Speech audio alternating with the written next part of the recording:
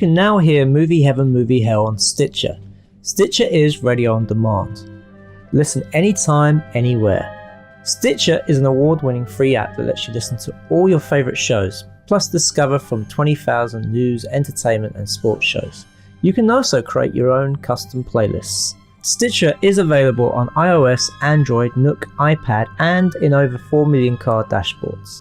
You can stream your favourite podcasts from Stitcher. Don't have Stitcher? Download it free today at Stitcher.com or in the App Store.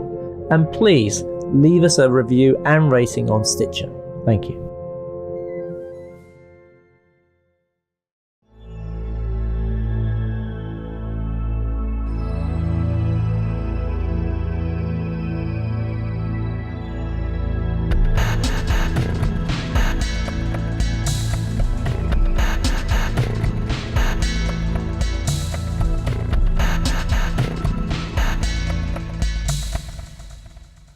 Welcome to Movie Heaven, Movie Hell with me, Simon Aitken, and I'm Keith Eyles, and we are both independent filmmakers who enjoy discussing movies, TV shows, and related media.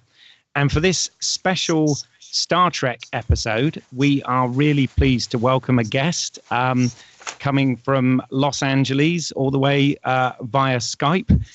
Is writer, producer, director, and actor Vic Mignogna. So welcome to the show, Vic. Oh my gosh, thank you so much for having me, you guys. It's a pleasure to join you. No, absolutely. The pleasure is all ours. We've been doing, there are certain franchises that we tend to do quite a lot of podcasts about. Star Trek's obviously one of them, and then there's things like Star Wars and James Bond, amongst others.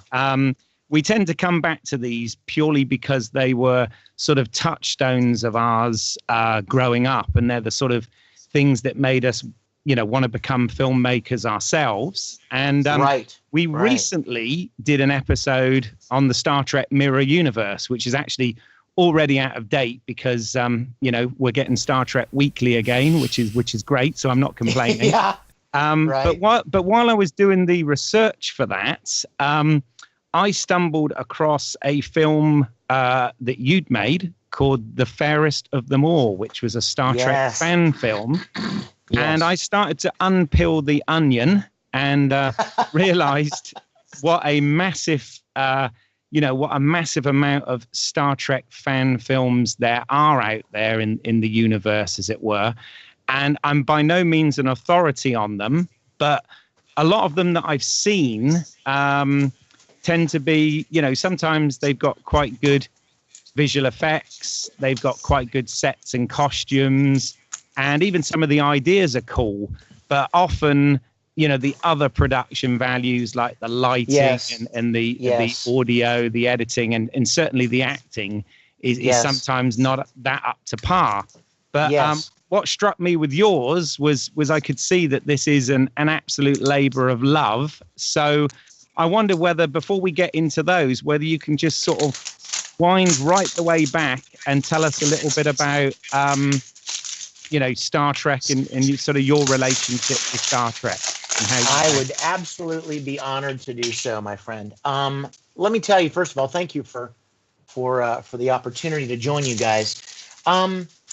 My love affair with Star Trek started probably 45 years ago. I found Star Trek as a little boy. I fell in love with it. In fact, I ate, slept, and breathed that show. Like when I was a little boy, the original series of Star Trek moved me and inspired me in so many ways that to that point in my young 10, 11-year-old life, I had never been so moved and inspired. I found myself making uniforms and getting my mom to let me use her sewing machine so I could make uniforms. And I found myself sitting in front of the television every day watching episodes while I was trying to build phasers and communicators out of anything I could find, and rounding the kids in the neighborhood up and using my parents' movie camera to make episodes where I would play Captain Kirk and have all the friends in the neighborhood play the other characters and make them wear the uniforms I had built. And Star Trek really inspired me as a little boy to try things creatively that I never had before. So fast forward 40 years, and over these last 4 decades, I started acting when I was very young because of Star Trek. I started filmmaking and prop building and learning about techniques of production, film production. I majored in film in college. I started acting in grade school and have been continuing up to this day. And about 5 years ago, ironically, I had been involved with some other fan productions purely because of my childhood love of Star Trek. But I came away from those other productions thinking, this could be done so much better. While all of these other fan productions mean well, while they certainly are expressing their love for Star Trek, as you said very eloquently, there were all varying levels of quality, and that's not a slam. It's just a fact. Some people are good at certain things. Some people have skills and have developed skills and trained and studied and learned how to do different things, and some people haven't. So while a lot of these other fan productions were fun and they were expressing their love for Star Trek, they weren't actors. They didn't know necessarily how to craft a story and how to light a scene, or how to block or edit a scene, or they themselves were not accomplished or experienced as actors. So I decided that I wanted to pay my own homage to Star Trek and write, as it were, a love letter to the show that inspired me when I was a little boy. So I started Star Trek Continues. And my goal was to make an episode as good as I could make one, to pour as much of my love and skill and experience over the years in acting and film production and editing and lighting and directing and storytelling and music and sound design and on the list goes, to make the best Star Trek episode I could the way I remembered them, the way they moved me.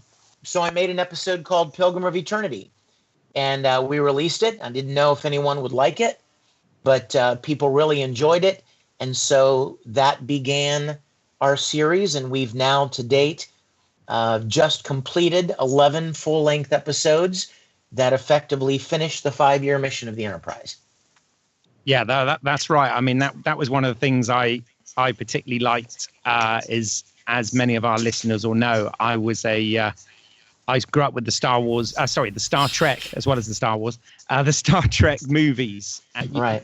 I often talk about my love of Star Trek, the motion picture, even though some people don't. And Sure. What I particularly liked was the way you sort of managed to bridge the end of the series, the end of the 5-year mission, into sort of where they were going with the motion picture. And I thought that was handled really well. And I don't want to spoil anything too much for people that might want to go back and watch these. But the whole thing, the production value and the storytelling and all that. I mean, you even structured these like a classic episode of Star Trek. You had the different act outs, and right. You used a lot of the same music, and you even shot in the 4:3 aspect ratio. Yes. I mean, I can, as a filmmaker myself, I can really appreciate the level of work that went into these productions. So that's why I thought it would be really interesting to get you on board. But I've got to ask, and this is a bit of a novice question, I guess. Sure, but, sure.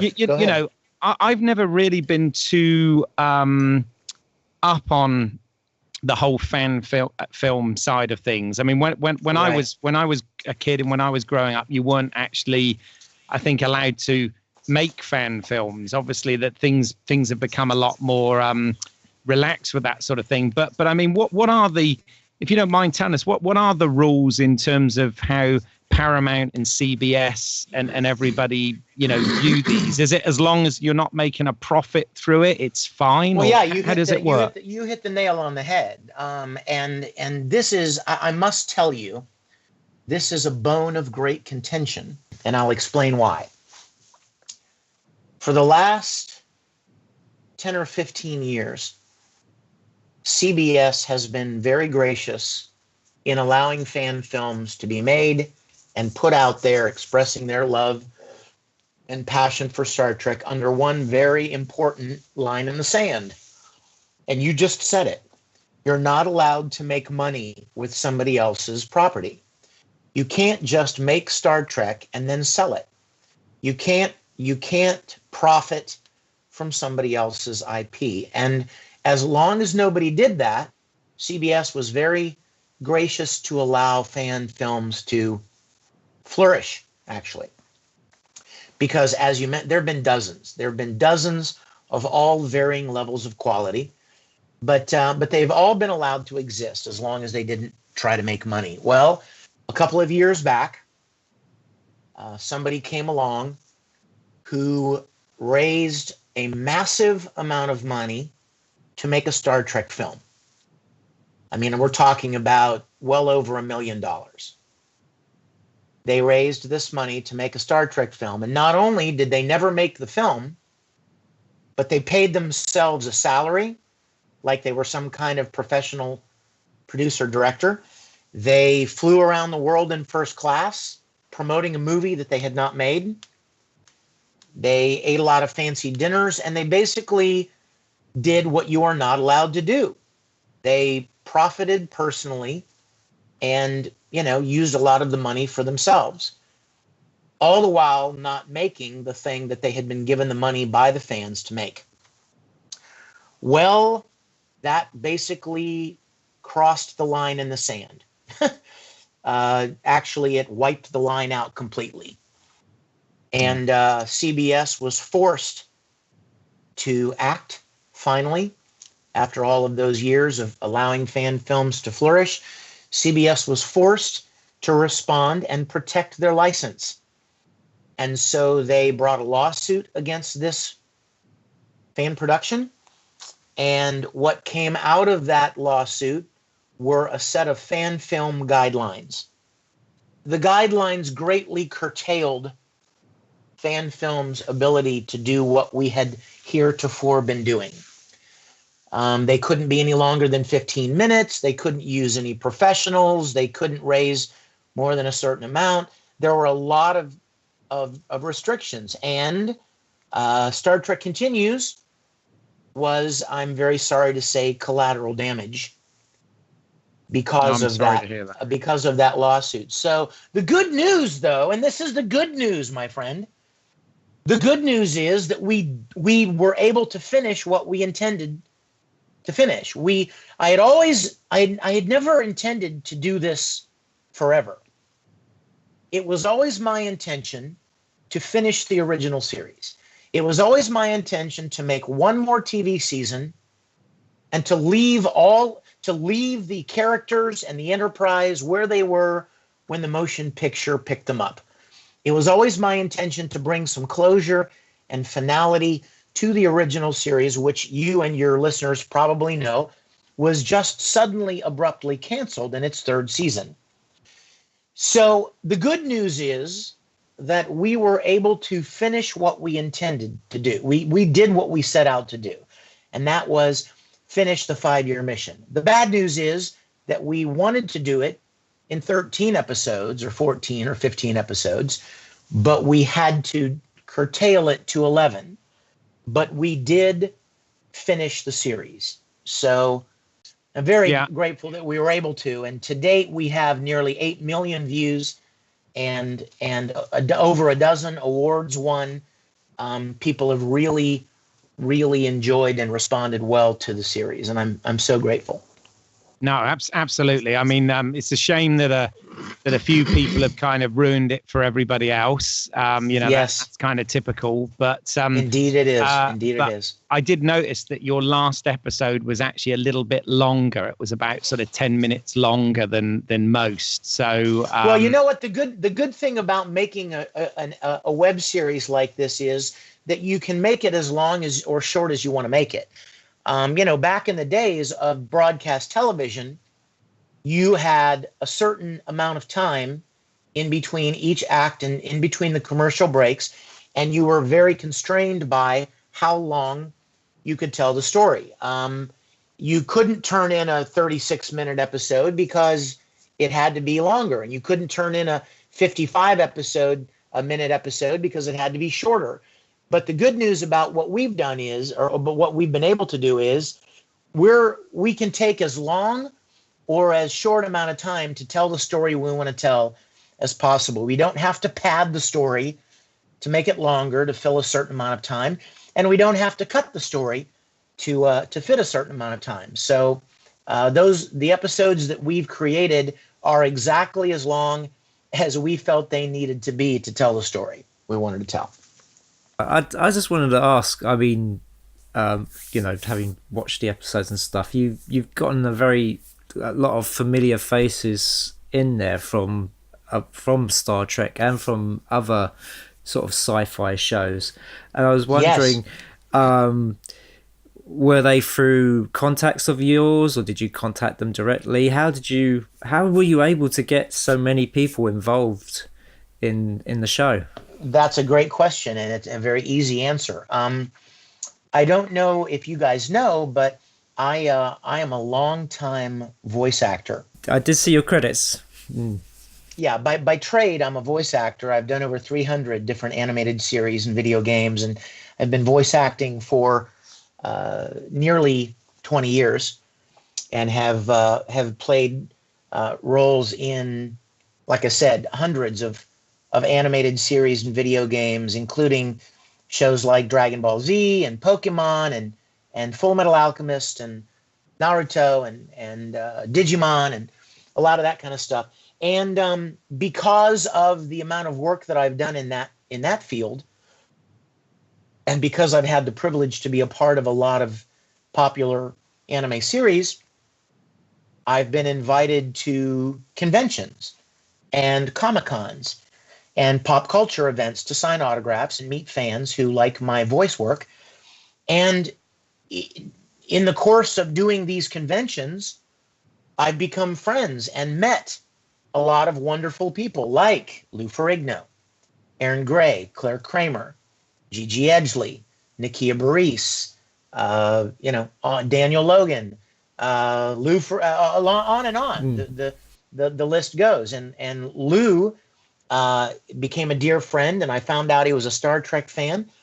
And in our second episode, we came up with a character that he was perfect for. And so each time, and like John Delancey and Lockhart, and on the list goes of people that I've met through the convention appearances that I've done. And when we had a character, Colin Baker from Doctor Who, Nicola Bryant from Doctor Who, Cass Anvar from The Expanse, all of these people were people that I'd met through my convention appearances. And when it came time that I needed somebody to play a role, because I had become friends with them, I would contact them and say, would you be interested in being a part of this? And they graciously agreed. It was not about money. It was not about paying them some big payday. It was just about making something special with a bunch of friends. I have to say, the casting in it is so spot on. I mean, a lot of the actors look like that they would have appeared in the show back in the 60s. Thank you. And you know what? Let me say something else about that. I would be remiss not to mention our very first guest star and one of our most beloved guest stars. If you remember the original series episode about the Greek god Apollo, yes, the talented actor that played Apollo 50 years ago is Michael Forrest. And when I decided I wanted to make an episode I contacted Michael Forrest through another well-known classic Star Trek actress, Barbara Luna, who played Marlena in the Mirror episode, actually, ironically, that you're talking about the Mirror Mirror episode. She was Kirk's love interest in Mirror Mirror, and Barbara Luna and I were friends, and she put me in touch with Michael Forrest. And I had lunch with him here in Los Angeles, and I sat across the table from him, and I said, Mike, I have an Apollo redemption story. And he graciously, I told him the story, he was intrigued.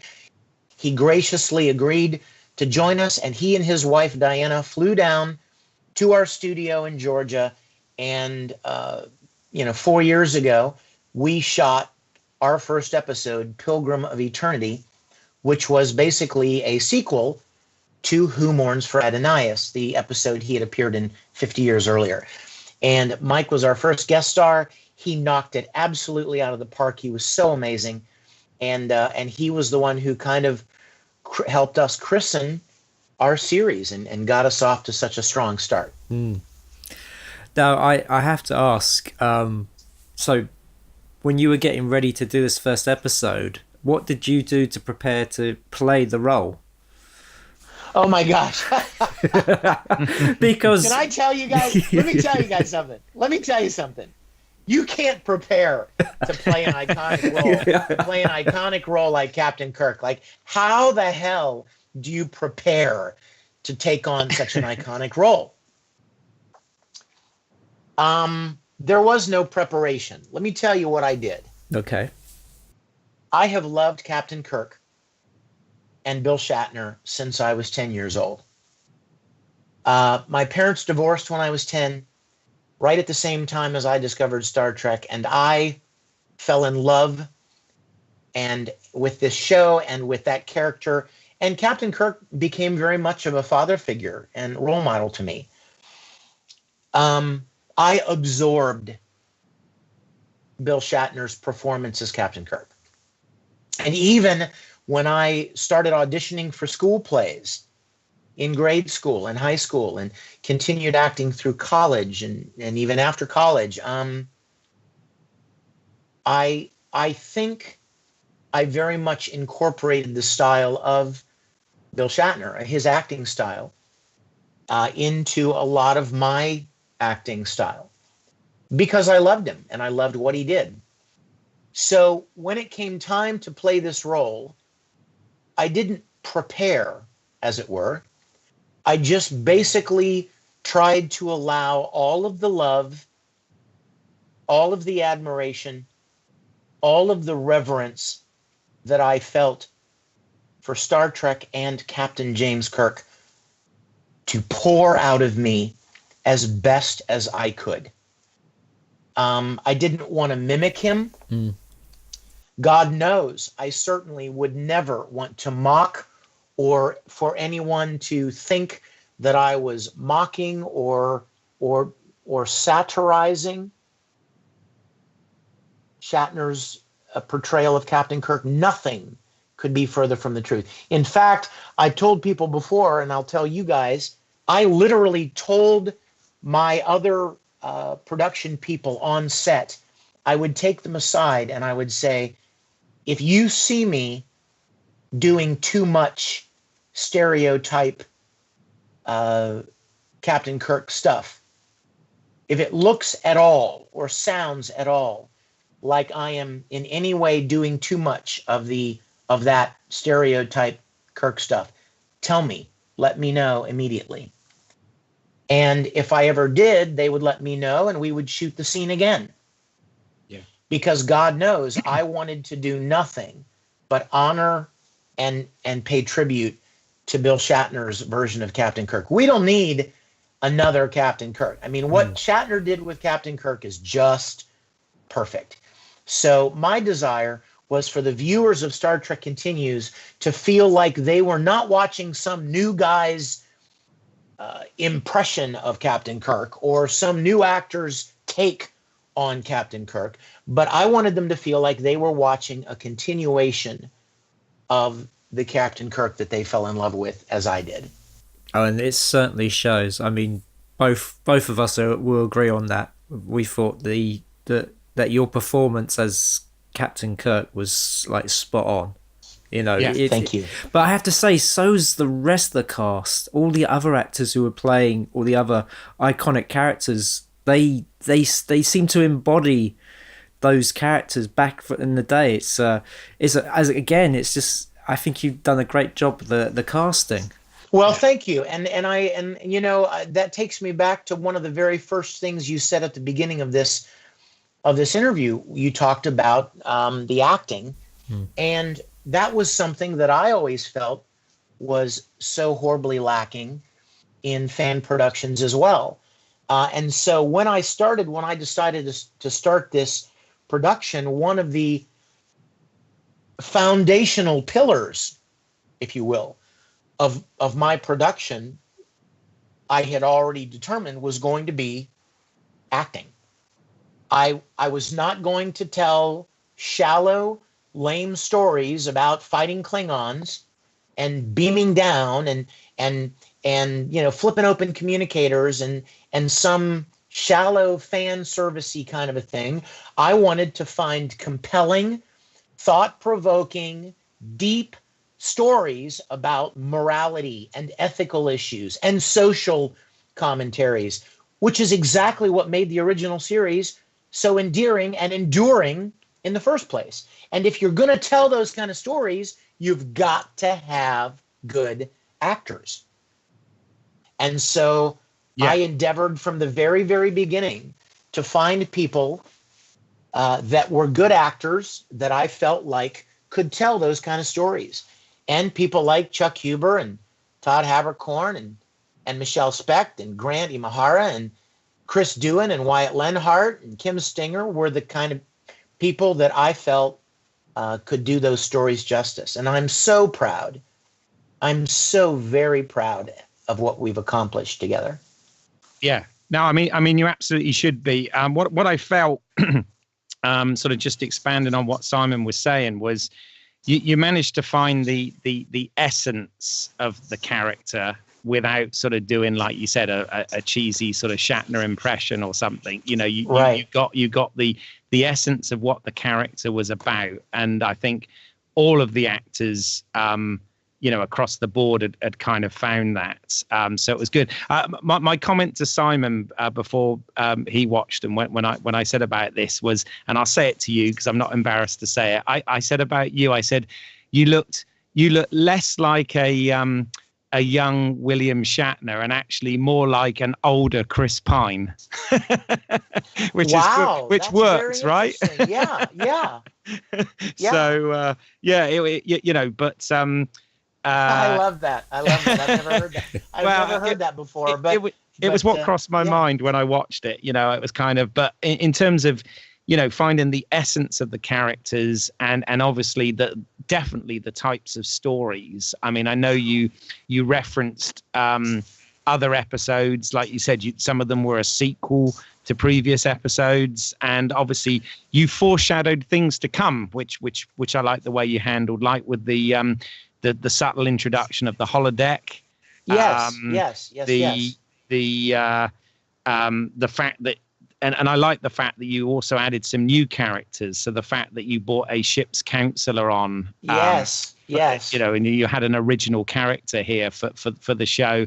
Again, kind of foreshadowing, you know, 100 years on, it's standard ship practice to have a counselor on board. So I love the fact that you sort of tried out those things that weren't overly winky, but at the same time sort of homage the what was to follow as well. So you know, it was really good from a geeky fan point of view. I loved all that stuff. Well, thank you. You guys, you're spot on. I mean, you what your observations are right on the mark.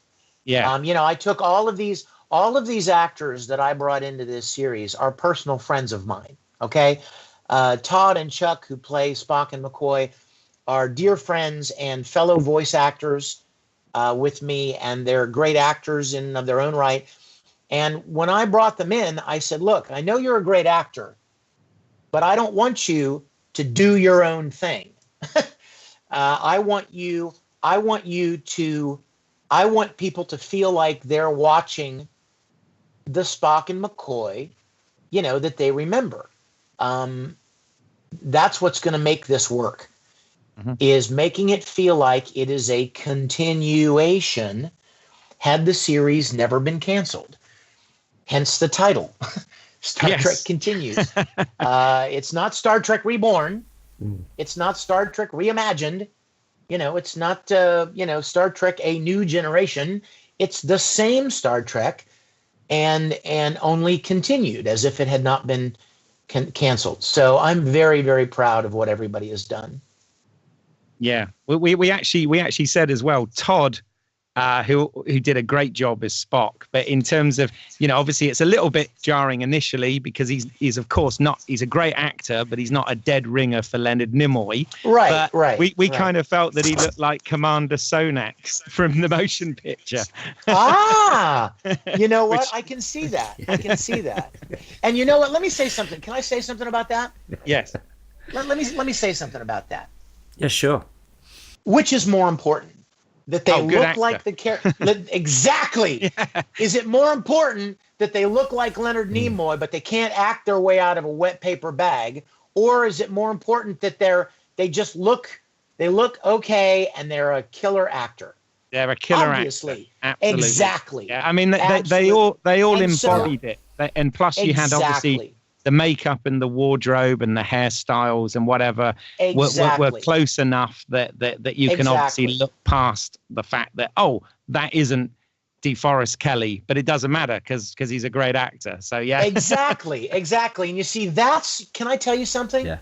That's the difference between a filmmaker and a fan. There are people out there that would go, well, I'm going to make a Star Trek thing and I want to find somebody that looks as much like Leonard Nimoy as possible. Well, good luck. I mean, you can try to find somebody that looks like him, but what if he's not a good actor? If he's not a good actor, then it's not going to matter. After about 30 seconds, it's not going to matter how much he looks like Leonard Nimoy. People are going to turn it off because they can't bear to watch how bad the acting is. So Todd is a dear friend of mine, and when I was thinking about him for this role, and he even auditioned for it, he's much younger than Leonard Nimoy was, and he doesn't look as much like Leonard Nimoy, but he's a really good actor. And so, since, as I told you, that was one of my foundational goals from the very beginning, I cast him in this role because I knew he would be a good actor and I knew he would be able to dramatically handle anything that any script threw at him. And he most certainly did. No, he did. What I found was after about a minute of getting into it, I completely forgot. He was that good that I believed that this was Spock. It's only initially. Of course, you can't help but make comparisons. I think that's human nature, and particularly as I watched Mirror Mirror back to back with The Fairest of Them All. So I literally I love the fact that you recreated like the last scene of that as your teaser, as your opener. Oh, thank you. And yeah, it really worked. And my God, the girl definitely was a dead ringer for Barbara Luna. Oh my gosh, right? My God, right? I was like, it's a young Barbara Luna. What's going on? But yeah, that was perfect. So yes. But again, a fantastic actress as well. With regards to the cast, we got to talk though about Chris Doohan because this is another sort of stroke of genius with this whole thing. Getting the son of to sort of jump into his dad's shoes, as it were. Yes. Did that take a lot of convincing, or was not at all? Let me tell you how that came about. This is really interesting. I knew Chris from Facebook. I'm a Star Trek fan, and I knew him from Facebook. I'd never met him, but I knew him from Facebook, and I contacted him on Facebook, and I said, "Would you be willing to meet me for lunch?" And he agreed, and so we met for lunch, and I told him what I was doing, and he had been approached before, but Chris works in the medical field. He's not like a professional actor, but I impressed upon him the quality of what we were going to do. I said, if I have my way, this is not going to be like any other fan production. It's going to be of a much higher level of production value and storytelling. And I would like you to be a part of it. And he agreed. And he came down and we shot Pilgrim of Eternity. And I have to tell you something. And I don't think Chris is going to mind, because Chris and I are very dear friends. And he knows how much I love him. And I've told this story before, but he was really nervous. As you might imagine, like stepping into your father's shoes and playing an iconic role like that. He was really nervous. And I coached him through the first episode, and he did, all you have to do is watch the first episode, and it's, he's amazing. He's fantastic. He does his father proud. And after the first episode, Chris called me and he said, look, I know I was horrible. I know I was nervous. If you want to recast me, I totally understand. And I started laughing. And I was like, are you kidding? Dude, you were born to do this. Like, your dad is in your veins. And you are such a natural for this. I don't want you, I don't want to recast you at all. And every episode, Chris got better and better and more confident and more at home. And he just did such an amazing job. And his entire family, by the way, have told him how proud they are of what he's done, and I know how proud his dad would be of what he's done. Yeah, continued the legacy, as it were. So yes. Cool. The other thing is, sort of while we're on the cast and whatever, I like the fact that you also kind of brought back a minor character that had appeared in Where No Man Has Gone Before. Yes. Yeoman Smith.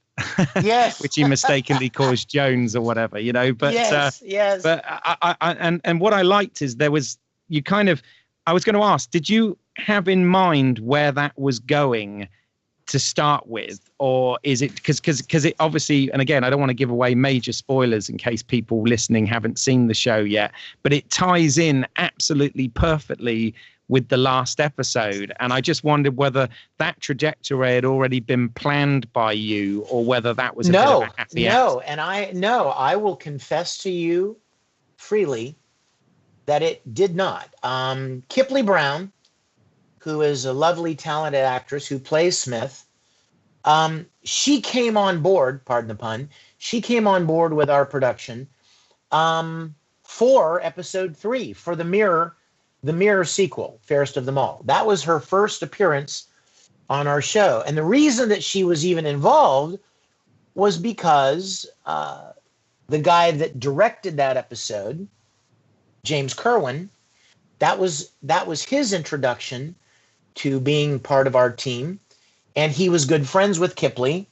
And he called me one day and he said, hey, I have a friend. She was actually in, I think it was Voyager, played a small role, I think, in Voyager. I think in Enterprise. I think it was Enterprise. Yeah, Enterprise. I think so. Okay. She played a small role in Enterprise, and she would love to come and be involved. Is it okay, or is it okay with you if she comes and she could play this role of Smith in this episode? And I said, sure. So Kipley came down, and she joined us for episode 3, and we fell in love with her so much, and she was so great that from that point on, we just kind of started writing her in to episodes. And the character became more and more a regular part of the crew. And then, as you said, without giving any spoilers away, factors very prominently in our series finale. Yeah. Yeah, I guess I really don't want to ruin it for anyone, but yeah. No, neither do I. But I hope that will encourage people to go and check it out. But to see what we're talking about. But somebody else that I want to mention is Grant Imahara. While we're talking about cast, Grant Imahara, most people know from MythBusters. And Grant's an amazing, wonderful guy and a huge Star Trek fan. And I was at a party with Grant, and I showed him pictures of the sets that we were building. And this is before we ever shot an episode, before I'd cast all the roles.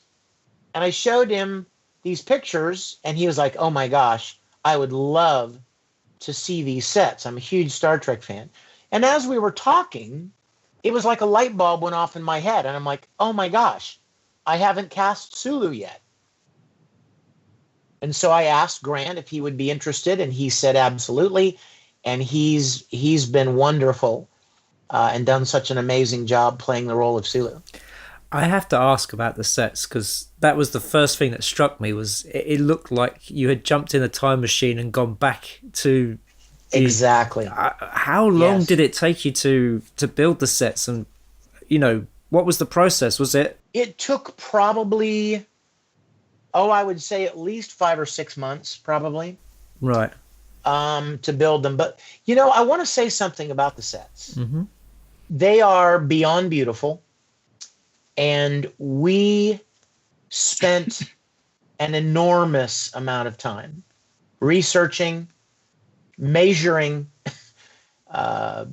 searching and scouring the internet and still images for sizes and dimensions and colors and textures and materials to make those sets as spot on to the original as we could make them.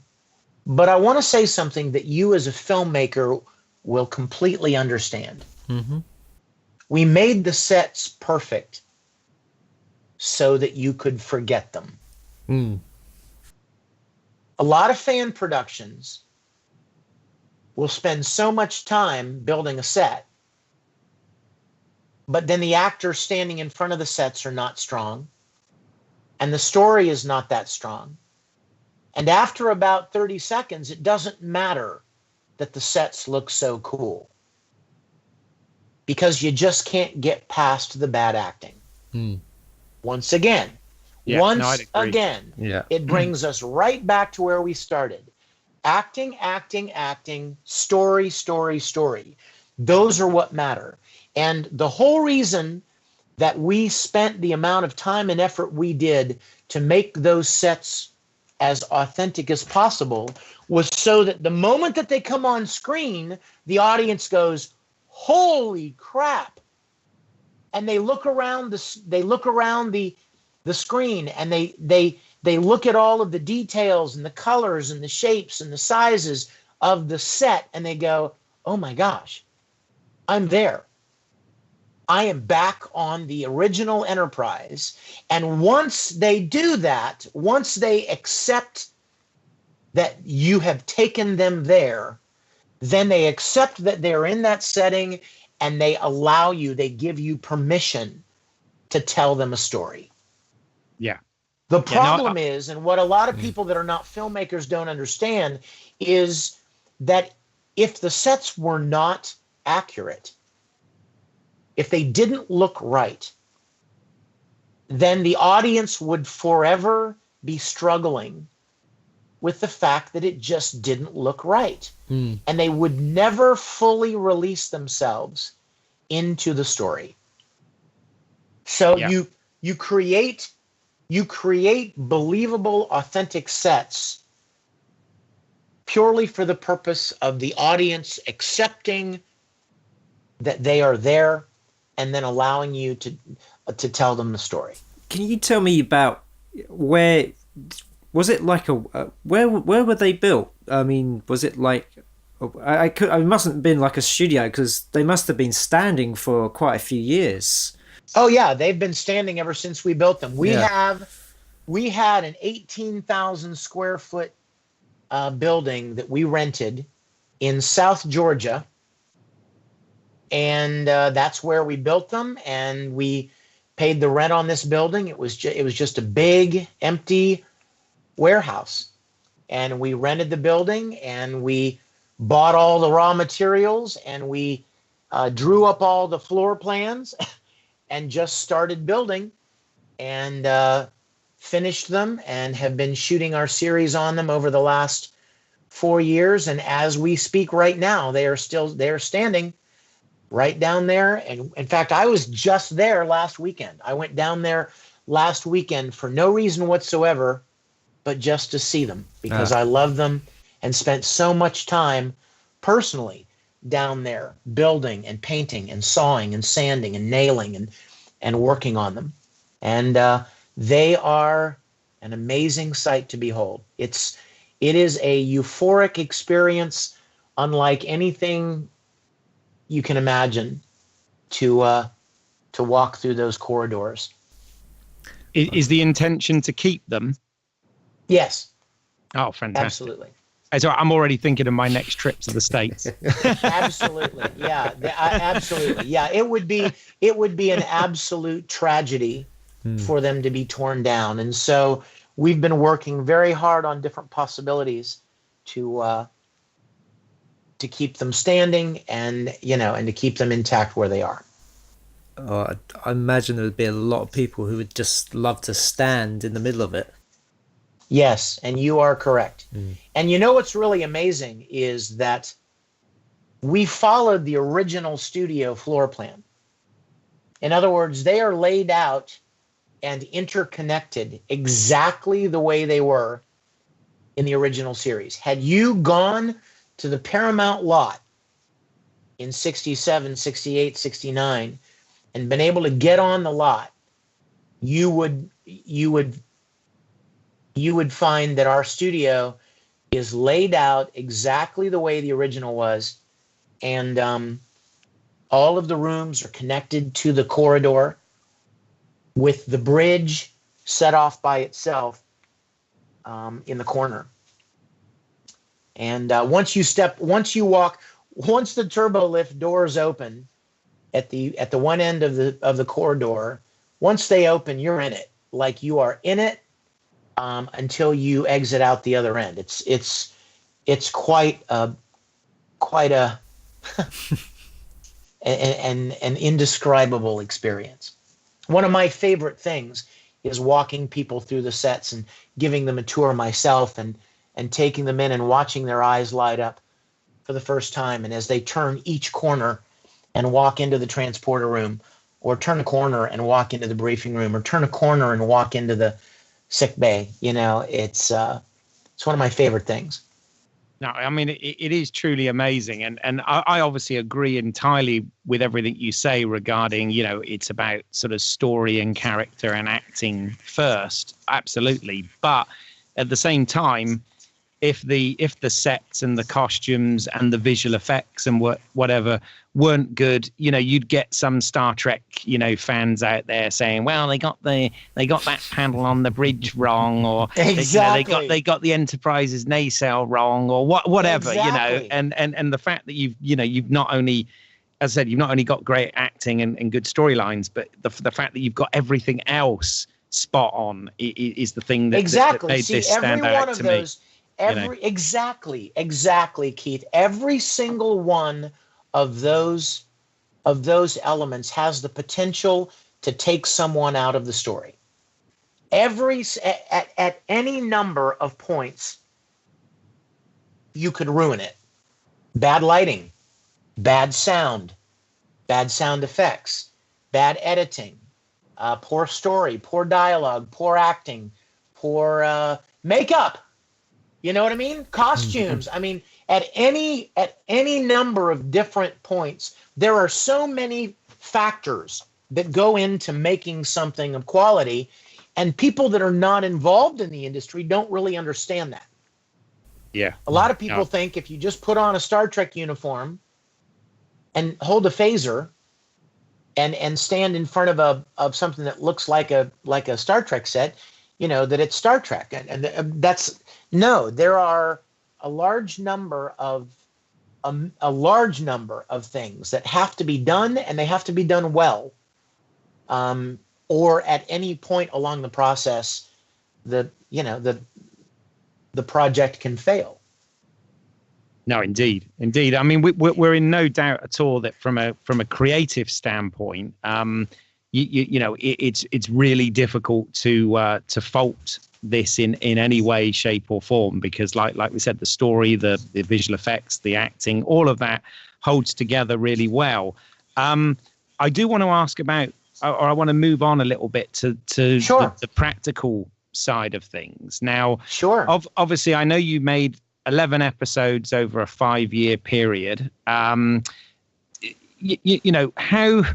I mean, they obviously needed some budget, and I appreciate, you weren't Sure. making any profit or anything out of this, but Right. how did it work exactly? I mean, did you do like a sort of crowd fund and then make, like a couple of episodes at a time, or That's how exactly what that we work? did. Okay. I will tell you exactly how these episodes were financed. The first episode, well, let's go back even before the first episode. Before you shoot an episode, you have to have sets, right? Yes. Yeah, Before you did you I shoot, saw you've your gotta- little vignette films that you did, and it picked up right from the end of Turnabout Intruder or Turnabout whatever. Intruder, yeah. Yeah. But yeah. before you make anything, before you shoot anything, you have to build the sets, right? Absolutely. And before you shoot anything, you have to have costumes, right? So there were several things that had to be built and compiled before we shot anything. Well, myself and another gentleman named Stephen Dengler, who actually plays Drake, security chief Drake in our security series. guard. Yeah. Yes. Okay. Stephen Dengler and I, out of our own pockets, financed the renting of the studio, the building of the sets, and the shooting of the first episode. I felt like it was unethical for me to ask fans to give me thousands of dollars to make something that they had no proof I could do. I felt like it was just wrong for me to ask people to give me money for something that they had no reason to believe that I could do or do well. So I thought, well, if there was ever a quintessential opportunity to put your money where your mouth is, as they say, this would be the opportunity. This would be the time for me to put my own money into making this labor of love. And so I did. I paid to fly everybody to the studio. I paid to put them in hotel rooms. I paid to feed them. We paid our own money to make the first episode, to build the sets and then make the first episode. And then after we released the first episode, then after the first episode was so well received, then we launched a crowdfunding campaign. We launched a Kickstarter, or as we called it, a Kirkstarter. And we launched a kickstarting campaign to make 3 more episodes. We raised the money, and we made 2, 3, and 4. Then we launched another crowdfunding campaign, and we raised the money to make 5, 6, and 7. And then we launched another crowdfunding campaign to make 8, 9, 10, and 11. We launched 3 crowdfunding campaigns, and the money that was donated, every freaking penny of it, went into making this series. Now, Oh yeah, it shows. Yeah. let me give you a financial perspective that hopefully will blow your minds. The original series of Star Trek in the 60s, do you happen to know what their budget per episode was? No. I've no idea. I know it was the most expensive series at the time. It was. Yeah, It was. I've no and idea. I will tell you, and I will give you the numbers. So from now on, you will forever know how much they were. Their budget per episode was roughly $115,000 per episode. Right. Now, this was in the late 60s. Do you know how much that is in today's dollars? I dread to think. Well, let me save you the trouble. It's over $1 million. Yeah. Now, I just want you to hold that number in your mind. $1 million to make an episode of Star Trek of comparable quality to the original series. Okay? Yeah. Now, you may or may not know this, but Star Trek The Next Generation in the 80s, their budget was $1 million per episode. Yep, that so I $1 million. Yep. Let's just use that magic number. $1 million per episode, right? We've made all of our episodes for anywhere from $40,000 to $80,000. Wow, that's amazing. For an entire hour-long episode with full cast, full crew, music, effects, finished, out the door. We're talking about less than 1/10 of what it would cost if you were to actually, pay to make one. Wow. That's a lot now, of the love. reason, exactly, and that's exactly what I was about to say. The reason we were able to do that is because everybody involved did it because they loved being a part of it. They knew they were a part of something special. And as long as we covered expenses, like, Chris Doohan didn't have to buy his own plane ticket, right? I mean, as long as we were able to cover the expenses to bring everybody down and give them a place to sleep and give them some food to eat.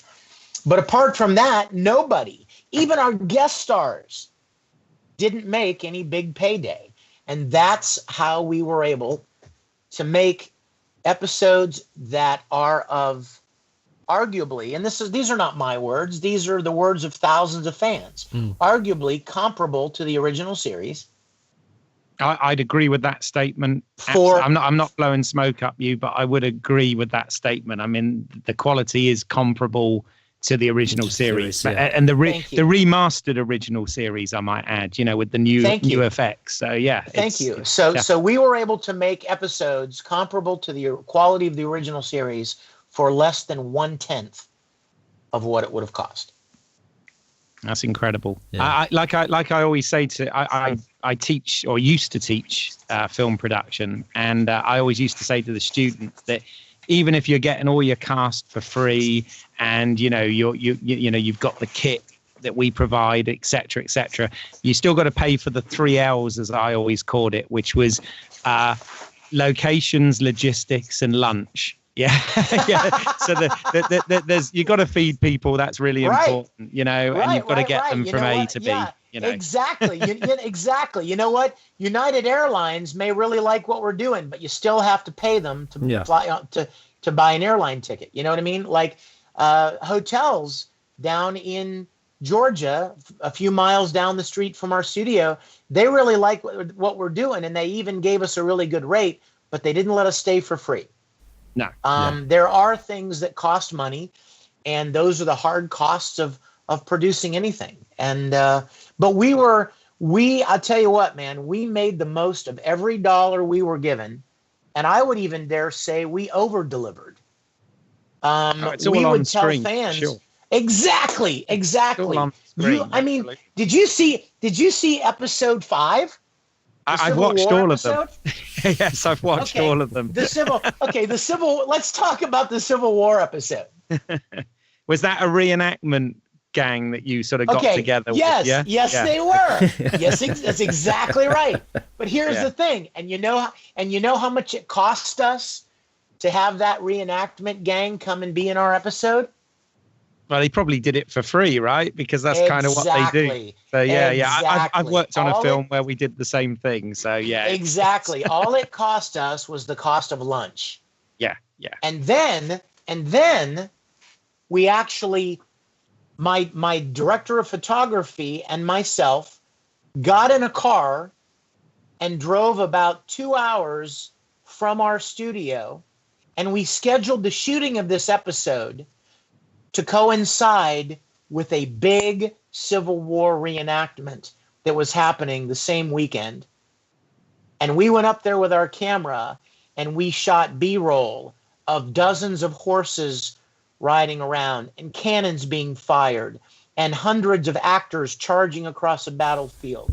And then we intercut it with our episode to make the production value seem off the charts. Something we could have never paid to have done. No, absolutely. And you're so lucky you get to be not only Captain Kirk, but you get to be in a Western as well. Blimey, that's amazing. But I mean, this is a lesson for anybody who wants to get into filmmaking, is that you can do if you plan it correctly, you can make it look a lot bigger than it actually is. You are so right. Yeah. You are so right. I mean, you just saying about how you planned it around somebody else's event. I mean, I've done similar things. Like, I've worked on films where they want to do a party scene, and of course they try and get all their friends to turn up, and of course it's hardly anybody. So what I did was I asked a friend who was holding a party, could I come and film there? So it was just me and the actors and the guests. And exactly. Yeah. Exactly. You know what? In our final episode, the scene in the Starfleet Auditorium? Yes. Okay, we shot that at the local high school. Oh, okay. We shot that in the local high school at their auditorium. I went over there and met with the theater director of this high school and got him to agree to give us an hour in their theater, in their auditorium, in their high school auditorium. And we descended upon that auditorium with all of our cast and crew, about 35 of us or 40 of us. And I put everybody in every single uniform we could find. Mm-hmm. And we locked the camera down on the stage at a high angle, looking out into the audience. And then we had all 35 people sit down. And then I took them through the paces of, okay, everybody applaud. Now everybody stop applauding.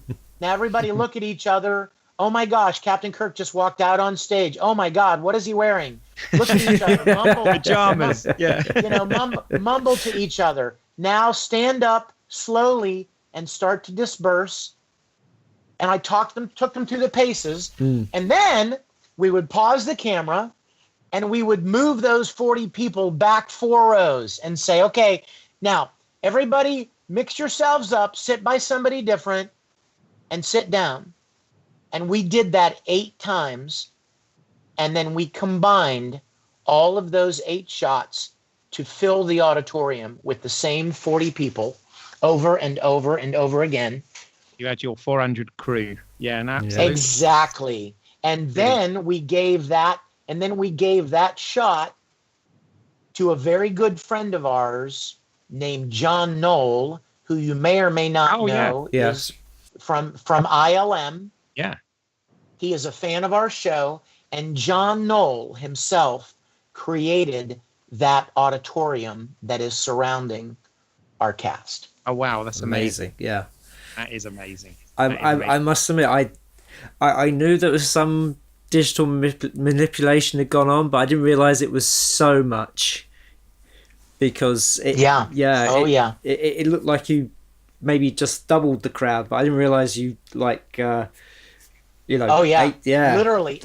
literally 8 times. There were 8 layers of our cast there. In fact, in one of them, I even put on a jumpsuit and a blonde beehive girls. I put on a blonde beehive girl's wig, and I'm sitting in there somewhere. Okay. Wow. There you go. So you even got to play a woman. You took that turnabout intruder to the whole level, didn't you? Absolutely. So there's a little Easter egg in there. I've also got to ask. I mean, obviously we've got some listeners who are big Star Trek fans, but we've also got a lot of our listeners are actually filmmakers. So Yeah. can we talk about? I mean, first of all, what did you actually shoot this on, and how big was your crew, and all of those sort of Absolutely. I love talking about the technical side of this. Absolutely. We shot our entire series on a Sony F3. Yep. Our DP, it was our DP's camera, and he had a great collection of lenses. We basically either used an 18, 24, 35, 50, or 85 millimeter lenses. Those were our go-to lenses. The 85 was our close-up lens. We'd shoot a scene, and then I'd say, "Okay, baby, throw on the 85. Let's shoot the close-up here." You get your act out moment, yeah. Exactly. And we had our crew, our production team was probably, I would say, if you include the cast. If you include the cast and crew, probably 30 or 40 people. And I'll tell you something, I have to say something at this moment about that. One of the things about fan productions is if they make more than one episode, if they're fortunate enough to make 2 or 3 or 4 or 5, they're always different people. Yeah. Because you just can't get people to come and do the same thing over and over and over again for no money. You just can't get them to do it. Yeah. We know well. They'll do it. They'll do it once. You know what I mean? They'll do it once just to say they did it, to have the experience, or to enjoy, being a part of it one time. They'll do it once, but the chances of getting them to come back twice or 3 times are very slim, much less 11 times. And I am very proud and humbled to tell you that with the exception of about 4 people, we have had no attrition. The very same people that made Pilgrim of Eternity 4 years ago are the same people that made To Boldly Go parts 1 and 2. We have had the same cast and crew with a very, very, very few necessary exceptions. We have had the same cast and crew, same makeup, same camera team, same makeup team, same wardrobe team, same prop team, same lighting team, same on and off set construction, all the same people for the entire run of our series. Now, if that does not speak to the quality, the integrity, and the character of the people involved in this production, I don't know what does. Oh no, I mean, if the thing is, if you treat people really well and they feel appreciated and and they enjoy what they're doing, I mean, it's they will come back. It's usually how to put it politely, but usually it's showing that maybe the production may not be so thoughtful of other people when it's right. Yeah. Right. Yeah. Well, here's the thing. Everybody in our production, every single person always knew from the get-go before they ever did anything. Mm-hmm. Everybody knew exactly what they were getting into. Yeah. Everybody knew that this was a labor of love. Everybody knew that there was no money to be made. But they also knew that it was something very special. And I will tell you, we really created a family with Star Trek Continues. And we would come together twice a year for about a week to 10 days at a time, each time, to shoot an episode. And it was like a family reunion.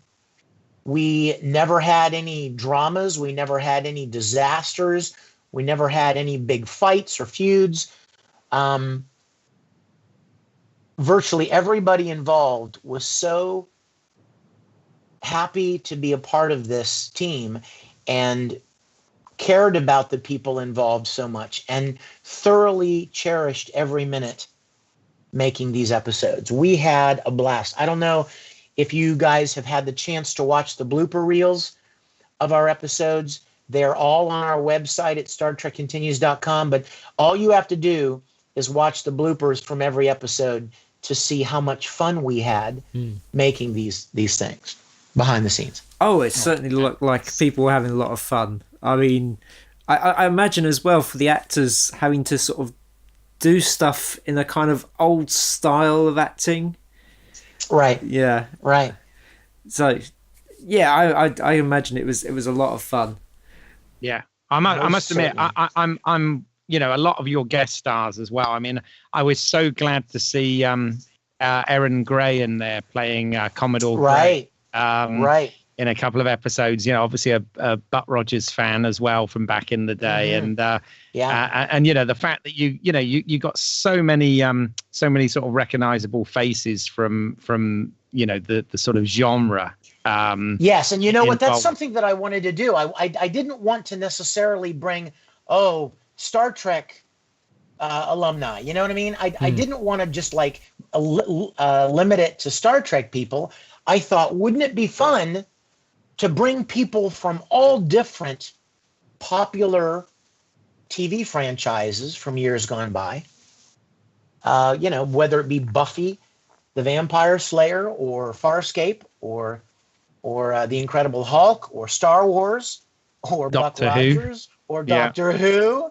Oh, you got Jamie Bamber in there as well, didn't you? Yes, Battlestar Galactica. In the Apollo episode, which I love that sort of in joke. Yeah. Yeah, and you know what? And Rekha Sharma. Well, I was going to ask about that. Yeah, because Sharma obviously from the new Battlestar Galactica. Yeah. Well, and also she's of course in Star Trek Discovery. Yes, she is. So Yes, she is. you know what? That's a bit of a coup, right? It is, isn't it? And you know what? We shot that episode before she was ever cast. We shot and released that episode, and it was actually out. We had just released that episode about a month earlier, and she called me and said, "You are not going to believe what I just booked a role on." And yeah, how cool is that? And you know what else? We have several friends. Doug Jones is a very dear friend of mine. Jason Isaacs, who plays Captain Lorca, is a very dear friend of mine. You got some cool friends. Absolutely. Well, yeah. I'm just saying that I've had the privilege to become friends with these people, and now here they are, making the newest official installment of Star Trek, and it's really a thrill to know these people, and especially Rekha. I mean, goodness gracious, No, that was a cool episode as well. I really did like that one. Yes. But what I also liked, again, you did it sort of subtly and respectfully, but you kind of were able to do what like Manny Koto kind of did in the fourth season of Enterprise, and that was, fix some things that fans for years have been annoyed about, because I did like the James R. Kirk. Yes. The fact that it was a bit of a throwaway line, but it did make me laugh, and also the whole insignia thing. You know what? It had to be It had to be a throwaway line, because it's not important. It's not important enough to give it a big billboard. So when we talked about it, as we were working on the script and making changes, and we talked about fixing that bit of fan hubbub over the years. We decided, well, if we're going to do it, it's got to be a throwaway. It's got to be something just like, I laughed. Hell, he didn't even remember my middle name. So, so yeah, thank you. Oh my gosh, you guys have caught a lot of the things that we you've noticed a lot of the things. Well, one of the things I was really blown away. One of the things I was really blown away by, because of how it would fit in, and this is not too spoilery, because obviously there are some big surprises in the final episode. But what I did like is when you finally meet Admiral Nagura from the motion picture, is it mentioned in the motion picture, and you have that great scene with Kirk and him. What I liked is, you had the models, you had the Phoenix and the NX-01 and the Kelvin, but you also had Discovery in there on the model shelf, and I was like, oh man, how cool is that you've actually managed? Was that something, because presumably you were filming this sort of, well, kind of before, at the same time that they were making Discovery? Is it that you just happened to find out about the model or something and be able to insert it in there? How did that work? That is exactly right. We had a friend of our series, who was working on Discovery at the time. It hadn't been released yet. There wasn't any public information really. I think there might have been one or two very indefinite shots of the Discovery, but nothing really. But we had a friend of our series who was working in the effects department. They were working in the CGI department for Discovery, and as we were preparing to shoot the episodes, writing the script and deciding what we were going to do with different scenes, I had wanted to have in that scene with Nagura, Kirk says, "What about the Enterprise?" And Nagura kind of nods over his head. And I wanted to have, in fact, before we even crafted that, Nagura was going to say the Enterprise is going to be rebuilt, refit and rebuilt. And as we were talking about it, months and months before we shot it, I seem to remember that I said to one of our production people, wouldn't it be cool if there was a model of the motion picture Enterprise on the shelf that Nagura could basically nod to, and Kirk, we could have this iconic shot of Kirk looking at what the Enterprise was going to look like when she was rebuilt. And that's how it started. And then it developed from there of, wait a minute, why don't we have a display of all of the ships, starting with, the warp ship, and then, and have Kirk walk along that row of ships, and then end with the motion picture Enterprise. And then somebody said, oh my gosh, wouldn't it be a great nod if we had the Kelvin ship in there and the Discovery? Well, then we started talking about, okay, where do we get these models? Well, the little 5-inch models of most of the other ships were available, but what was not available was the Discovery. There was very, very limited information about it. But I called our friend who worked on Discovery, and he literally sent us the model, at least as it looked like at the time, and we had it 3D printed to scale with the other models, and included it in the display. Oh, it was fabulous. Yeah. I was so delighted to see that. And then, of course, Thank you for noticing. And you also fixed the whole thing about the bloody Starfleet insignia. I like the way you addressed that as well. I was like, oh, that's brilliant, because obviously Discovery has caused a whole load of fan upheaval and conversation about that, and the fact that you just said, oh, we're going back to it, or the Admiral said we're going back to it, I thought, oh, that's perfect. It makes total sense now. Exactly. You know what? I have to give credit to James Kerwin. He's one of our director. Producers. Yeah. He's one of our producers. He's directed a handful of our episodes, but he's one of our producers, and he's kind of he's one of our resident geniuses. He knows so much about references and details from the original series. And I love him to death. And he came on board, like I said, with I actually played a role in a short film that he made, and that's how he and I became friends. And then after I directed the first episode and kind of directed the second episode, I didn't want to keep doing it because it was just too much work. I didn't feel like I was able to concentrate on being executive producer and playing Captain Kirk and writing scripts and directing. And so I asked James if he would direct our third episode. I told him the story and asked him if he would write the script based on my story. And he agreed if I would let him direct it, which I happily agreed to.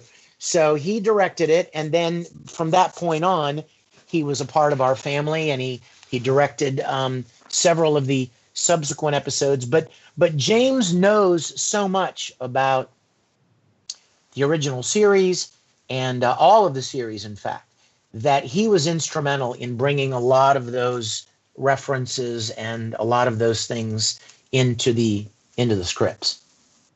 Yeah, it shows. Yeah. I mean, just talking about that final episode, the one that will touch I really liked was the fact that when the Enterprise went to dry dock, you had the little astronaut outside who was sort of doing the waving from. I imagine he hung around for a long time so he could wave goodbye to it when it left in the motion picture. There's a whole series there, isn't there? Yeah. I have to tell you, okay, I just love that you guys have caught all of these references. Now, let me tell you why.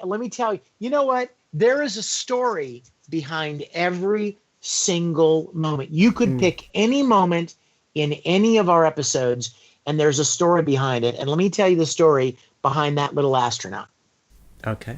Obviously, the Enterprise is a CGI model, and the dry dock is a CGI model. But our amazing VFX supervisor, Mark Bell, did the most amazing job on the model of the Enterprise and the dry dock. I mean, I believe that our model of the Enterprise is absolutely second to none. It looks like the original series model. It was made to look like we were actually shooting a model, and he did the most fantastic job with it. But in that shot, that specific shot when the Enterprise is pulling in, I wanted something in the shot to show scale. I wanted something that showed scale, which I'm sure is exactly what the director was thinking in the motion picture. Yeah. When they had the little guy waving. However, so listen to that. Let me tell you what we did. Yeah. Mark Bell literally cut out initially. This is not what we ended up with. But initially, I told him I wanted a little guy in there. And he cut out the guy from the motion picture. Okay. and put him in there and showed it to me. And I said, okay, first of all, I don't think we better use actual footage from the motion picture. Yeah. Number one. Number two, I don't feel like it should be the same guy anyway. Right. It shouldn't look exactly the same. The lighting's different. The outfit that he was wearing should be different. So let me tell you what we did. Do you remember our very first episode when Jamie Bamber and Sulu were out on the hull with phasers cleaning off the stuff that was stuck on the hull?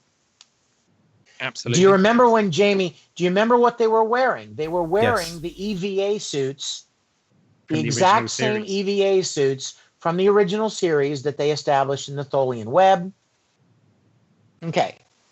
When Jamie Bamber gets blown off of the ship and he goes flipping end over end out into space, well, that wasn't Jamie Bamber. We couldn't spin Jamie Bamber around.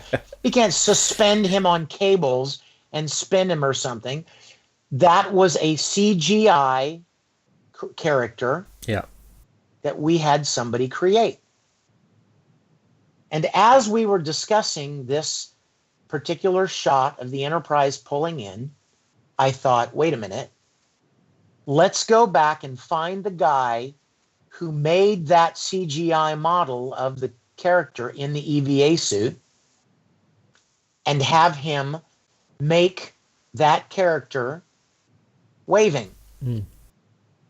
So I contacted Kenny, this guy, that friend of ours, and he was the one that, and I contacted him. And now remember, this was 4 years ago. Yeah. And I said, Ken, do you still have that CGI character in the EVA suit? And he said, yeah, I think so. And I said, let me send you a shot, and I want you to light him to look like he's in this shot. So the light's coming from a particular direction and a certain color temperature. Make it look like he belongs in here. And then I want him to be waving. So he animated that character to do that, and we dropped him into the shot. And so now it's custom made for the shot, and it references the motion picture, but it's different. Mm-hmm. And he's wearing the exact TOS EVA suit. Yes. Yeah. So that's perfect. It was a nice touch, and well, I know it's a lot of effort, but well worth it. Thank you. Well, it's worth it to hear. It's worth it when people like you notice it. Well, we're filmmakers and fans, so we notice these things. The other thing I really liked in the mirror episode was the fact that you were able to do an alternate mirror credits with yes! that version of the mission statement and everything. Yes, was really fun. I was like, wow, okay, this is cool. What's funny is, and that was an afterthought. Right. It was an afterthought. I do a lot of the music. I don't know if you know that, but there are also some videos on our website. We've had original music created, written and scored and performed by a full orchestra by a very talented composer named Andy Farber. He joined us on episode 4, and he wrote original music for episode 4, 5, 6, and then 10 and 11. But before Andy joined us for episodes 1, 2, and 3, and then again for the rest, for some of the other episodes, I did some original music. Whenever there were moments that I felt needed something different, or I wanted something in particular that didn't exist in the original series musics, I created it myself. I'm a music composer, producer as well. And as we were in post-production for the Mirror episode, I was working on the music for that episode. I did a lot of original tracks for it. And as I was working on the music, I thought to myself, I should add something to the original series theme song. Oh, so what should I add to it? What should I add to the original series music theme for the opening credits to make it seem more like the Mirror Universe? And what I decided to do was to add a snare drum cadence that would make it sound more militaristic. And I even added, like, I think a gong a couple of places. But as I was adding the snare drum and playing in some of these other instruments, I thought to myself, wait a minute. If we are in the Mirror Universe, Captain Kirk's mission statement would not reflect the Prime Federation Starfleet universe. It would be more reflective of what the Mirror Universe's mission statement is. So I wrote a whole new opening and recorded a whole new narration to make it more in keeping with the Mirror Universe. Very creative. Did like that. I thought that was a nice touch, and thank you. Really enjoyed that. To subjugate strange new worlds. but again, even the music, feels absolutely right across this series. Obviously in the final episode, it was nice that you were starting to incorporate some of the motion picture theme as well, which was a nice bridge. But again, all your act outs and everything had exactly the right feel and tone to the original series. May I thank you again? Let me thank you again for that comment, because I was the one who edited the episodes, and then I would take the edited episode and import it into Pro Tools, and I would sit there for days and days and days and days and days going through original series tracks of music, looking for just the right emotional music cue to match the moment. And in many cases, I would edit them and stretch them or squeeze them or pitch shift them or combine them with another track or even play something new over top of them, and worked very, very hard in the music selection and the music editing for our series, because of my long love and career in music. I've always felt that the original series music was so crucial to the feel and the emotional tone of the original series. So I was very particular about the music tracks that were chosen. No, definitely. It really works. It really works. Oh, by the way, one other thing I meant to ask. I'm sorry, I'm jumping sort of all over the place here, but feel free. It's because I must start making notes. I don't do it. I do it on the fly, and it's not right. Back to your cast. Kim Stinger, who plays Uhura. Is it right that she played Uhura in some other fan films as well? That is correct. Joining you guys. That is correct. And that is correct. In fact, that's where I met her. Right. I met her working on another fan production. And when I was putting my cast together, I contacted her and said, "Hey, would you be interested in joining this production?" And she agreed. And she was wonderful. Yeah. But she embodies the right. Well, again, like all the cast, we've said this about all of them, but it's true. You kind of, it's not a hard buy to believe that she's Nichelle Nichols. It works. It totally works. Yeah. Thank you. And I'll tell you what, it was such an amazing privilege when we premiered our first episode at Phoenix Comic-Con 4 years ago. I sat in the front row, and on one side of me sat Kim Stinger, and on the other side of me sat Nichelle Nichols. Oh, cool. Nichelle Nichols happened to be a guest of that convention, as I was. And I invited her to come to the screening of our premiere episode. And she came and sat there beside me with Kim Stinger. And Kim had the privilege of sitting there with Nichelle Nichols and watching Nichelle Nichols watch Kim Stinger play Uhura, and then watch them interact together after the premiere, after the screening, was unforgettable. Oh, it's amazing. What a privilege. Never forget that, I'm sure. Yeah. I mean, I could literally talk to you about this all night, quite literally, and any of our regular listeners will know that that's true in my case. But I've got to ask as well. I mean, moving slightly away from Star Trek Continues. Sure. I really want to ask you, as a Star Trek fan, what you think of some of the other iterations of Star Trek. Like for example, first question, I've asked other Star Trek fans this: do you or do you not consider the animated series canon, for example? Although probably not, because your series doesn't carry on from that, does it? But no, it doesn't. No, it doesn't. You know what? I don't have. First of all, let me take the last part of your question first. I don't have any strong feelings about the animated series. When I was a little boy and the animated series came on, I was like, it's okay.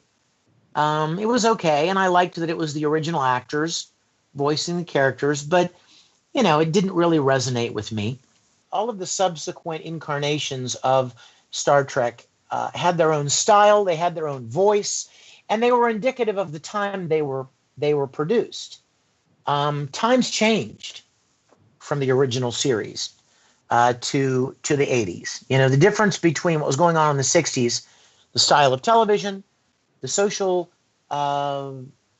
climate, those things all changed from the 80s into the 90s, into the 2000s. And each incarnation of Star Trek, I think, was indicative of its period. Now, I appreciate them all for what they were, but none of them resonated with me like the original series. For me, TOS was the introduction into a new world.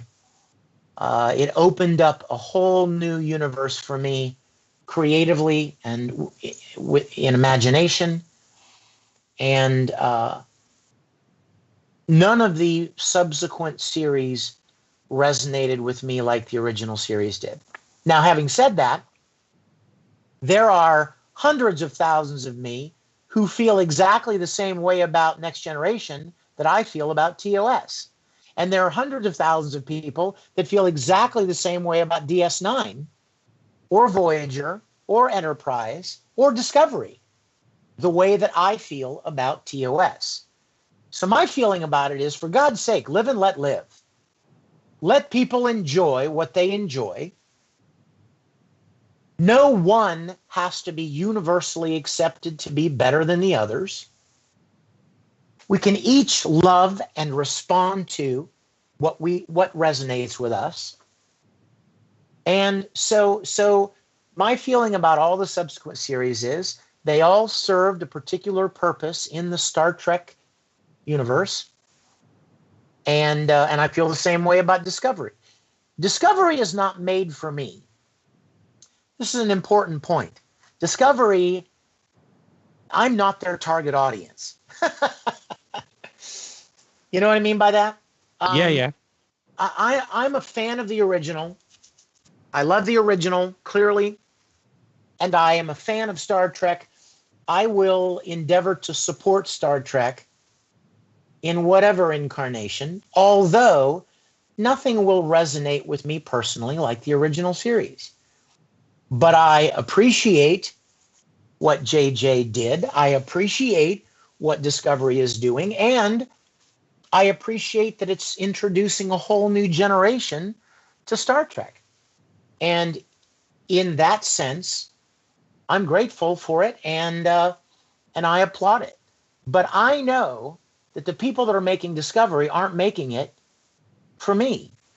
They're making it they're casting a big net to a whole new generation of fans, and I'm fine with that. Yeah, you have a very Star Trek attitude, actually, to that, don't you?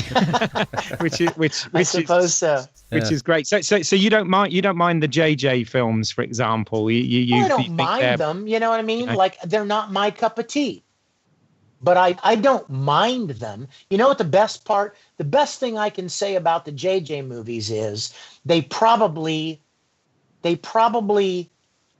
encouraged a lot of young people to go back and watch the original series.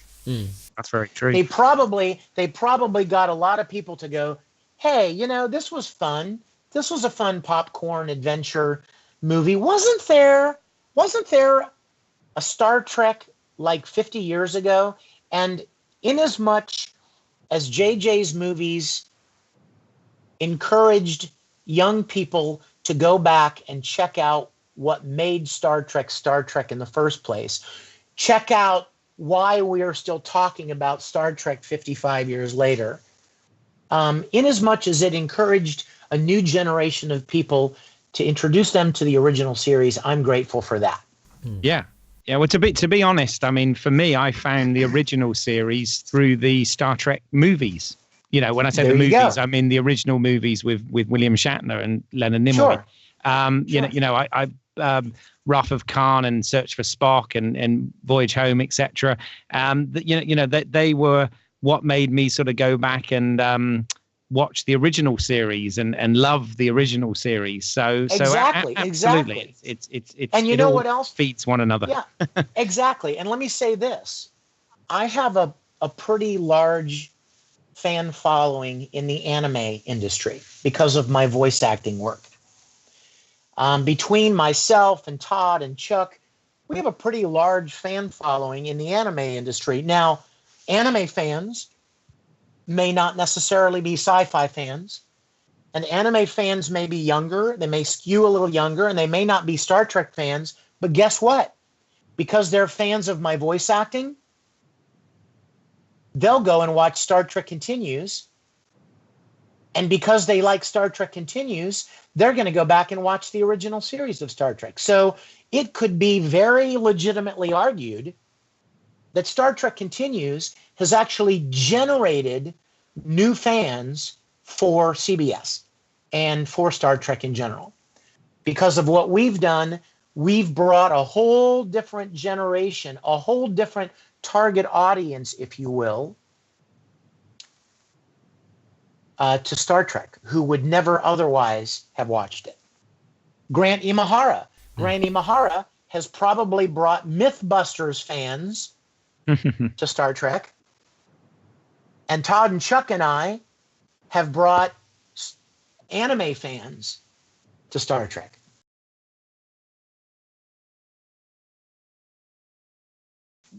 I mean, what is, obviously you've already explained, the difficulties now with making Star Trek fan films because of, a few ruining it for the bigger picture, if you like. But so they've now got very stringent rules on that.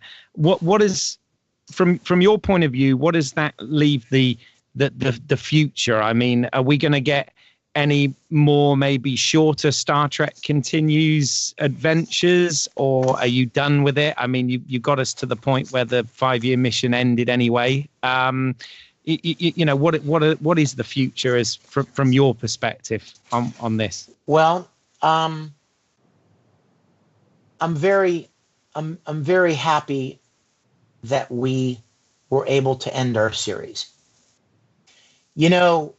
When the fan film guidelines were released and put in place, CBS could have very easily called me and said, "Stop what you're doing right now, or we will sue your ass." Right? Mm-hmm. Mm-hmm. They could have very easily called me and said, "Stop now. Cease and desist now." And by the way, when the fan film guidelines were released, we were finishing up episode 8. Right, okay. They could have very easily and legitimately called me and said, "Stop what you're doing right now." But they didn't. They knew that my intention was always to complete the original series. They knew that my intention was that I had a finite ending in mind. They knew that. And so I am extremely grateful that we were able to complete what we started. We had raised the money. The money was in the bank. Fans had given it. We had the stories written. And so I am extremely grateful that we were able to finish what we started. What does the future hold? Well, as Mr. Spock was fond of saying, I'd like to always think that there are always possibilities. Yes. Here's what I mean by that. The climate toward fan productions could change a year from now. Anything's possible. I don't know what the future holds, but I would love to think that maybe a couple of years from now, we might get together and make a movie, make a Star Trek Continues movie, like a Wrath of Khan era film. You know what I mean? Something in the monster maroon uniforms. I didn't much care for the motion picture uniforms, but Wrath of Khan, those were cool. Yeah. So I agree. it might be really neat to come back in 2 or 3 years and make a film that would take place in between the motion picture and the Wrath of Khan. I don't know what the story would be. That's purely just pie in the sky, me just kind of talking off the top of my head here. I'd like to think that might be a possibility. Just make sure you write a British officer in it, won't you? You know, British Starfleet officer. You know, in his 40s. You know, I might know somebody that could potentially fill that. You know, and wouldn't want to get paid for it either. With them. Yeah. Well, I'd like to think that there might be a possibility for something like that. It would really be fun to return to it. In a few years. That would be really neat. But that will never happen, ever, unless the guidelines change in some way. Yeah. Well, I must admit, as far as my headcanon is concerned, I mean, this is season 4 or year 5, however you want to look at it. You know, I think it really works, and I'm massively impressed. A little envious, but in a good way. And you know, I can really see that you know, you put the labor of love in this, and you know, you got to fulfill a dream, you know, to portray very Captain much so. Kirk, and it'll be there forever. So that's really cool, you know? Yes, very much so. And you know what? Everybody involved, let me say, you guys, everybody involved, we fully understand that there are tens of thousands of people that are vicariously living through us. Mm. Everybody, as we've been making these episodes, like, you know, the original series people, you know, those actors back in the 60s, they had no idea what they were making. They thought it was some cheesy sci-fi TV show, and it was a nice gig to have for a few years, but it would be over and forgotten, and they would move on to another job. None of them ever imagined that you know, that Star Trek would have had the impact that it ended up having. But everybody involved in Star Trek Continues, we knew at the moment, as we were shooting these things, we knew that there were tens of thousands of people around the world who were living vicariously through us. We knew that there were people who would love to imagine themselves being a part of this, and I've got the fan letters to prove it. Oh yeah. There were a lot of people who you know, who were vicariously enjoying and experiencing the 5th year of the 5-year mission.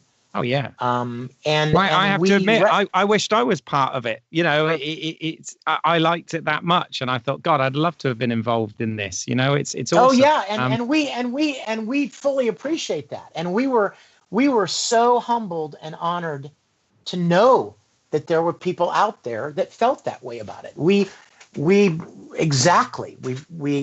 that, and we appreciated it so much, and that made it all the more special, knowing as we were standing there under the lights, in uniform, on set, making these episodes, we were aware of the fact that we had a very rare privilege to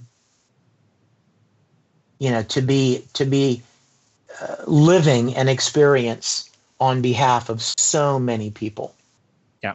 Now, when I was about 10 years old, I did a Star Trek play at school where I played Kirk, and I wrote, produced, directed it, and did all that. And sadly, oh my gosh, annoyingly, this was before camcorders were kind of commonplace. You know, they were around, but we didn't. Yep. So there is no record of it at all. There's no recording, not even a photograph. And the closest I got was about a decade later. I went to Universal Studios Orlando, and I don't know whether you remember this, but they used to do a thing called the Star Trek Experience, which I remember it. Yes. And me and my remember it well. that's still on a VHS somewhere. Me and my mate, we went and we were Kirk and Spock in this I love it. essentially blue screen created set. And it was terrible. And it was terrible because they wouldn't let you rehearse it. So you went in and you just did it from cue cards on the fly. And it was pretty awful. You know what? No, it sounds wonderful. But I tell you, when I was a little boy, there was no such thing as camcorders. When I fell in love with Star Trek and was doing my thing, there were no such thing as camcorders, but there was 8mm movie cameras. Oh yeah. And Super 8, ultimately Super 8mm movie cameras after that. And we had one. And to this day, you could go online. I don't know if you've done that, but if you go to YouTube, you could find several of my home movies from when I was 10 years old, playing Captain Kirk with the little cardboard sets that I built and uniforms that I made with my friends. And I am so glad to have those home movies from literally 40 years ago converted, into video now that I've done what I've done. And if you could go back in time and tell that little boy that one day he would wear a perfect uniform and stand on a perfect recreation of the bridge and play his childhood hero, he would have laughed in your face and would have never believed it. But I've had a rare privilege to have had a childhood dream come true. Star Trek Continues is my love letter to Star Trek, and I will forever be grateful not only to all of the people that were part of the cast and crew to make it, but also the hundreds of thousands and perhaps millions of people around the world that have enjoyed it and embraced it as they have. Yeah, well, hopefully you'll have a few more following this podcast, because I really do urge anyone who is a Star Trek fan or just really a fan of filmmaking, this jolly inspiring stuff, to watch this. So thank you for that. They can find it at StarTrekContinues.com. That's correct, isn't it? That is correct. StarTrekContinues.com. The episodes are all free to watch. There are tons of additional wonderful videos and materials, videos about the making of our planet set, engineering, features about some of the stories that were told, behind the scenes videos, music, scoring videos, bloopers, all kinds of great. Even on our website, you can even take a virtual tour of our soundstage and walk through it. Literally use the arrow keys on your computer to walk through and turn around and look 360 degrees in every set and walk through the studio that we've built. And like us on Facebook, follow us on Facebook and Twitter and Instagram, and tell anybody you know about Star Trek Continues. We'd be most grateful. Excellent. All right, well, Keith, where can people find your work? Okay, well, if you go to YouTube and put in British Eyles, that's Eyles, as in my last name. That's great. There you go. Like what I did there. There are some short films that I've written, produced, directed, that you can see there. Obviously, all with no money. Caveat. Or you can obviously get in touch through the podcast. And as always, you can find my work at independentrunnings.com. You can listen to this podcast on iTunes, Stitcher, YouTube, and all good podcast providers. You can follow us on Facebook and Twitter. Just search Movie Heaven, Movie Hell. And please leave us a rating and review on iTunes and Stitcher. It all helps. So that just leaves us to say thank you to our guests. Thank you, Vic, for coming on. Oh, my goodness. Thank you, guys. I love so very dearly talking about this production with people who really enjoyed it and appreciated it, and especially saw and picked up a lot of the subtleties that you guys did. So I'm very grateful for the chance to have chatted with you. Oh, it's been a pleasure. Yeah, it has indeed. And I will tell all my Star Trek fans to go see it, because it is the final season. you know. Thank you. Thank you for that. Thank you. And thank you to you, the listener, for checking in on us again. And please join us for the next episode of Movie Heaven, Movie Hell.